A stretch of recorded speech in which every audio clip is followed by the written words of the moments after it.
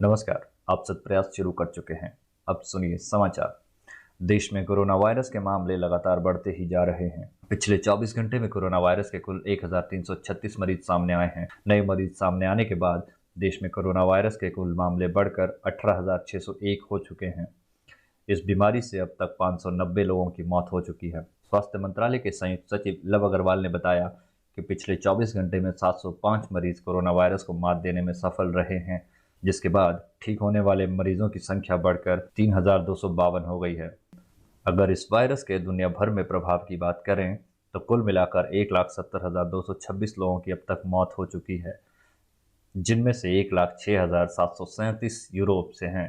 America में 42,364 लोगों की जान जाने के साथ ही सबसे ज़्यादा मृत्यु दर दर्ज की गई है, जिसके बाद 24,114 लोगों की जान इटली में और 21,282 लोगों की जान स्पेन में गई है। फ्रांस में 20,265 लोगों ने तो ब्रिटेन में 16,509 लोगों ने इस बीमारी से प्राण गंवाए हैं। दुनिया भर में कोरोना वायरस संक्रमण के अब तक 24,83,086 मामले दर्ज किए गए हैं। आईसीएमआर ने आज एक प्रेस कॉन्फ्रेंस में कहा कि देश में अगले 2 दिन तक रैपिड टेस्ट किट से कोरोना की जांच नहीं होगी। आईसीएमआर के डॉक्टर रमन गंगाखेड़कर ने बताया कि अलग अलग राज्यों में रैपिड टेस्ट किट से किए जा रहे टेस्ट में रिजल्ट अलग अलग आ रहे हैं, जो ठीक नहीं है। इसके मद्देनजर आईसीएमआर अपनी टीमें वहां भेज रहा है। साथ ही राज्यों को रैपिड टेस्ट किट 2 दिन तक इस्तेमाल न करने की सलाह दी गई है। पूरी जांच के बाद आईसीएमआर रैपिड टेस्ट किट पर दिशा निर्देश जारी करेगा। कांग्रेस के पूर्व अध्यक्ष राहुल गांधी ने एक मीडिया रिपोर्ट का हवाला देते हुए आरोप लगाया कि देश में गरीब भूखे मर रहे हैं और उनके हिस्से के चावल से सैनिटाइजर बनाकर अमीरों की मदद की जा रही है। उन्होंने ये सवाल भी किया कि आखिर देश का गरीब कब जागेगा। राहुल गांधी ने एक खबर शेयर करते हुए ट्वीट किया, आखिर हिंदुस्तान का गरीब कब जागेगा? आप भूखे मर रहे हैं और वे आपके हिस्से के चावल से सैनिटाइजर बनाकर अमीरों के हाथों की सफाई में लगे हैं। उन्होंने जो खबर शेयर की है उसके मुताबिक देश में जारी कोरोना वायरस संकट के बीच सरकार ने गोदामों में मौजूद अतिरिक्त चावल का उपयोग हैंड सैनिटाइजर की आपूर्ति के लिए जरूरी एथेनॉल बनाने के लिए करने का फैसला किया है। जहां एक और पूरी दुनिया में लोगों के दिलों में एक ही चीज की उम्मीद चल रही है कि कोरोना वायरस उनके आसपास भी न फटके। ऐसे में खबर आ रही है कि कोरोना ने राष्ट्रपति भवन में दस्तक दे दी है। जानकारी के मुताबिक राष्ट्रपति भवन में काम करने वाले एक सफाई कर्मचारी की बहू की कोरोना रिपोर्ट पॉजिटिव आई है। सफाई कर्मचारी की बहू अपने परिवार वालों के साथ राष्ट्रपति भवन के कैंपस में ही रहती हैं और रिपोर्ट सामने आने के बाद कैंपस में रहने वाले 125 परिवारों को होम क्वारंटीन कर दिया गया है। माना जा रहा है कि सफाई कर्मचारी की बहू को कोरोना संक्रमण उसकी मां की वजह से हुआ था। खबरें हैं कि बीते दिनों सफाई कर्मी की बहू की मां का निधन कोरोना की वजह से ही हुआ था और उनके अंतिम संस्कार में पूरा परिवार शामिल हुआ था। अंतिम संस्कार से लौटते परिवार को आइसोलेशन में भेजा गया था, जिसके बाद उनकी कोरोना रिपोर्ट नेगेटिव आई थी, लेकिन बहू का कोरोना पॉजिटिव पाया गया है। सामने आए हुए मामले को देखते हुए स्वास्थ्य विभाग कोई भी रिस्क नहीं लेना चाहता है। इस वजह से परिवार के संपर्क में आए लोगों का कोरोना टेस्ट कराया गया है। दक्षिण कोरियाई सरकार ने मंगलवार को कहा कि उत्तर कोरिया के तानाशाह किम जोंग उन सर्जरी के बाद नाजुक स्थिति में हैं। हालांकि राष्ट्रीय खुफिया सेवा ने रिपोर्ट की पुष्टि नहीं की है। एक अमेरिकी अधिकारी ने कहा कि किम जोंग सर्जरी के बाद गंभीर खतरे में थे।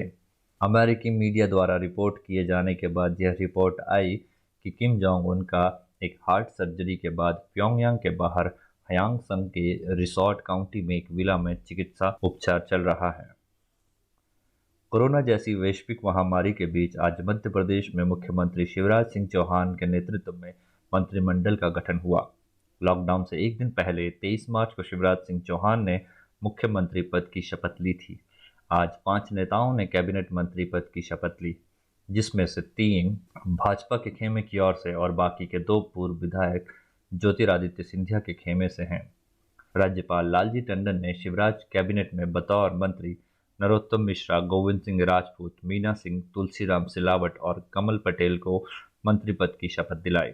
आपको बता दें कि कोरोना जैसी महामारी से पूरा देश लड़ रहा है और मंत्रिमंडल विस्तार से पहले पूर्व मुख्यमंत्री कमलनाथ ने शिवराज सरकार पर इस बात को लेकर निशाना साधा था कि संकट की घड़ी में मध्य प्रदेश एक ऐसा राज्य है जहां कोई भी स्वास्थ्य और गृह मंत्री नहीं है। मध्य प्रदेश में अब तक कोरोना के लगभग 1500 मामले आ चुके हैं, जिनमें से 74 लोगों की मौत हो चुकी है। सुप्रीम कोर्ट ने एक अप्रत्याशित फैसला सुनाते हुए आज कोविड-19 महामारी का मुफ्त जांच और इलाज करने का निर्देश देने के लिए दायर याचिका को खारिज कर दिया। कोर्ट ने कहा कि इस बारे में सोचना सरकार का काम है। न्यायमूर्ति एन.वी. रमन, न्यायमूर्ति संजय किशन कौल और न्यायमूर्ति बी.आर. गवई की पीठ ने वीडियो कॉन्फ्रेंसिंग के माध्यम से इस मामले की सुनवाई करते हुए याचिका खारिज की। पीठ ने कहा, यह निर्णय करना सरकार का काम है कि किसे मुफ्त उपचार दिया जाए। हमारे पास तो इसके लिए कोई कोष नहीं है। पीठ ने साथ ही ये टिप्पणी भी की कि इसे प्रचार का जनहित मामला नहीं बनाया जाए। पीठ ने कहा कि देश भर में सरकारी अस्पताल कोरोना वायरस के संक्रमित मरीजों का मुफ्त उपचार कर रहे हैं। यह याचिका दिल्ली स्थित अधिवक्ता अमित द्विवेदी ने दायर की थी।